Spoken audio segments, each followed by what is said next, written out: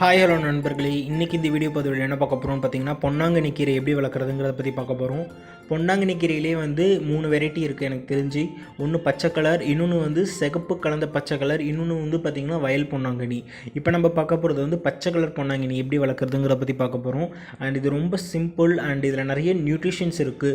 For example 100 grams of பொன்னாங்கண்ணி கீரையில் உங்களுக்கு பார்த்திங்கன்னா 70% உங்களுக்கு எனர்ஜி கிடைக்கும்.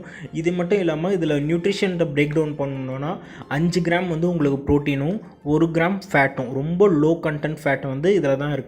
அதுக்கப்புறம் பார்த்தீங்கன்னா 12 கிராம் கார்போஹைட்ரேட் கிடைக்கும். அதுக்கப்புறம் 3 கிராம் நமக்கு ஃபைபர் சத்து கிடைக்கும். 2 கிராம் மினரல்ஸ் கிடைக்கும். இது இல்லாமல் கால்சியம், பாஸ்பரஸ், அயன் உங்களுக்கு இதில் அதிகமாகவே இருக்குது.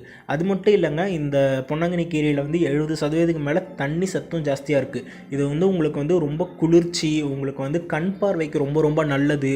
உங்களுக்கு வயிற்றில் இருக்கிற பிரச்சனைலாம் நல்லா க்ளீன் பண்ணிவிடும். வெயிட் கெயின் ஆகணும்னு நினச்சிங்கன்னா உங்களுக்கு இந்த கீரையை நம்ம சாப்பிட்லாம். இது மட்டும் இல்லாமல் உங்களுக்கு asthma problem, liver problem, files problem, உங்களுக்கு லோ எனர்ஜி இருந்துச்சு, ரொம்ப டயர்டாக இருக்குன்னா இந்த கீரை சாப்பிட்டிங்கன்னா உங்களுக்கு இருக்கும். நான் முன்னாடி சொன்ன மாதிரி 70% நமக்கு கலோரிஸ், நல்ல எனர்ஜி நமக்கு கொடுக்கக்கூடிய தன்மை இந்த பொன்னாங்கண்ணி கீரையில் இருக்குது. இதை வளர்க்குறதுன்னு பார்த்திங்கன்னா ரொம்ப ரொம்ப சிம்பிள் தான்.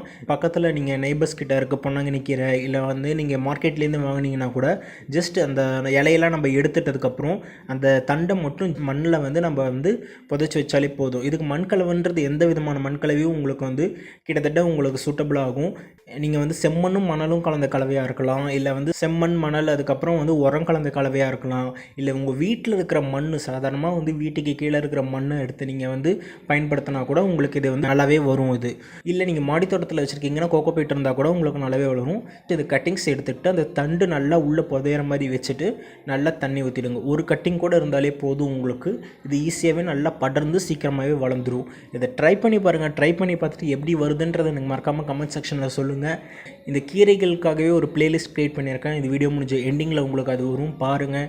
வீடியோ ரொம்ப யூஸ்ஃபுல்லாக இருக்கும்னு நம்புகிறேன். அண்ட் இருந்துச்சுன்னா மறக்காமல் எனக்கு கமெண்ட் செக்ஷனில் தெரியப்படுத்துங்க. அடுத்த வீடியோவில் சந்திக்கலாம். until then bye from your governor Sakthivel. Have a happy gardening day. ஹெல்த்தியாக இருங்க, ஹாப்பியாக இருங்க. அடுத்த வீடியோவில் பார்ப்போம்.